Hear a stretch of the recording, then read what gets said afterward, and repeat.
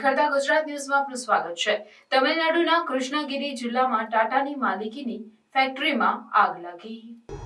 તમિલનાડુના કૃષ્ણગિરી જિલ્લામાં સ્થિત ટાટાની માલિકીના સેલફોન સ્પેર પાર્ટ્સ બનાવતી ફેક્ટરીમાં આગનો કિસ્સો પ્રકાશમાં આવ્યો। આગનો વિડીયો પણ સામે આવ્યો। તમને જણાવી દઈએ કે આ ફેક્ટરી હોસુર નજીક થિમજેપલ્લી પંચાયત હેઠળના કુથનપલ્લી ગામમાં છે। આ ફેક્ટરીમાં સેલ ફોનના સ્પેર પાર્ટ્સ બનાવવામાં આવે છે। જણાવવામાં આવી રહ્યું છે કે ફેક્ટરીમાં 20,000થી વધુ કર્મચારીઓ કામ કરે છે। જો કે આ આગની ઘટનામાં કોઈ જાનહાનિના અહેવાલ નથી, પણ આગ ઓલવવાનું અને કાબૂમાં લેવાનું કામ હજુ ચાલે છે।